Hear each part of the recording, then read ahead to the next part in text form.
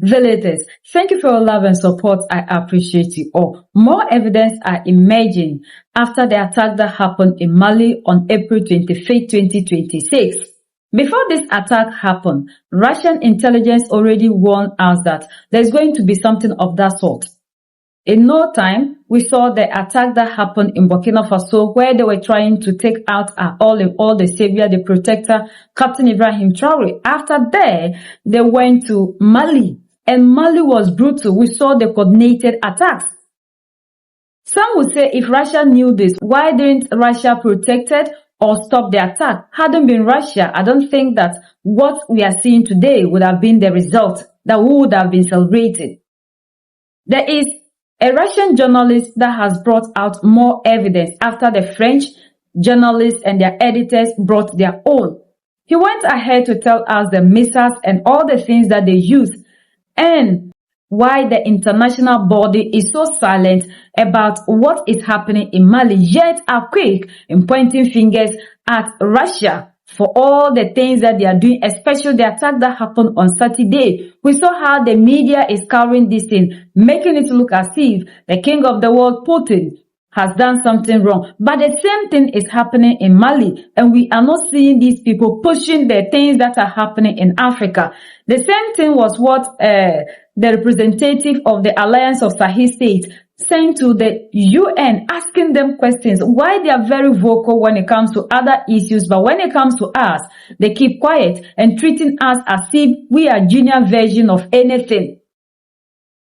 We need to understand that as Africans, we are the only ones that can set ourselves free. We need ourselves more than ever. These attacks that are happening, like they said, they are here for their interests. They are not here to defend us. They don't see why Africans must rise up and fight for their total liberation. But these are the same people that are preaching dependency, quoting and making it look as if they have every right to be independent, to decide what they think is best for them. Yet they see the same thing that is happening in Africa to be a crime. If not, what the leaders in Mali, Niger, and Burkina Faso are fighting for, we all know, is to take control over the resources. And why is it that Africans, we cannot be allowed to take control over everything that has to do with us, decide who leads us? And precisely on the media campaign orchestrated by certain French media in collusion with terrorist groups in Mali, we offer you tonight the analysis of a Russian journalist, Igor Kurichenko from Russia Today.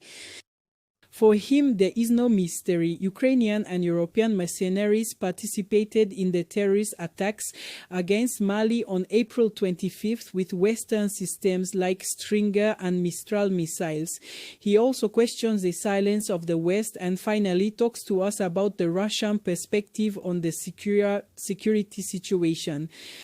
Igor Kurichenko was interviewed by Sidiki Dembele. Watch. Long before the recent surge in tensions in Mali, the Russian Foreign Intelligence Service had issued a statement which, in light of current events, takes on an entirely different dimension today. Moscow directly accused Emmanuel Macron's team of seeking political revenge in Africa. The reasons are known. In recent years, French influence has collapsed in much of Francophone Africa. The reason is the rise to power of leaders who prioritize the interests of their own people over directives from Paris. Let's now look at the timeline. In early January, an attempted coup d'etat was thwarted in Burkina Faso. Then, at the end of April, armed groups tried to overthrow the government in Mali. In both cases, the operation failed. The authorities remained in place. Then remains a central question. Who are these fighters, and especially who supports them? Here, Yehuzingi, Yassessin, Yakhopa, Yasaposia, there is no mystery. According to the Africa Corps, Ukrainian and European mercenaries participated in the attacks against several Malian cities, notably using Western systems like Stinger and Mistral missiles. But the main opposing forces on the ground remain the terrorist armed groups affiliated with J9 and the Azawad Liberation Front. Execution of civilians, violence against women, brutality against children. A logic of pure terror. And here, another question arises. Where is the reaction of the West? The same West that presents itself as the guardian of human rights and territorial integrity. However, the exact opposite is happening. According to the Africa Corps, the terrorist groups are conducting a large-scale media campaign with the help of networks of analysts and open data platforms linked to French structures. Objective: tarnish the reputation of the Russian instructors and the Malian army. Like the Sahelian representative made it clear, if anything is happening in Africa, it is the responsibility of the government and the leaders to take charge of it, and not for international body to come into the continent and then be telling us what they think should be done right.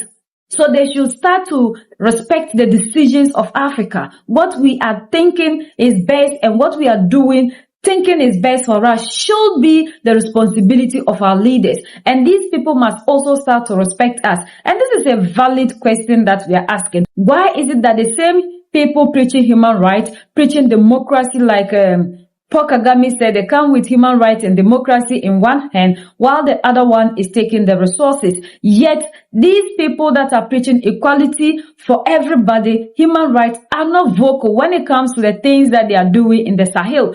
To the point that we have even seen that they've given a voice to these people to come and then voice out, the T groups to come and tell us their own side of the story. Look at the things that they use, the missiles they use during this attack.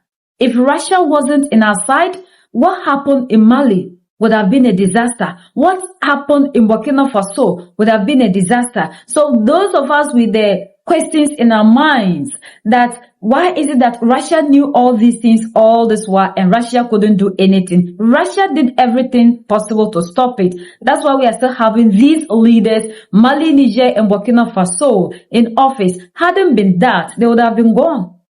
Ukraine has the power to come into Africa and do this. Yet Zelensky hasn't been able to fight to protect the territories of his own people. We are seeing what is happening in Ukraine. Look at the attack that happened after they tried to strike into the territory.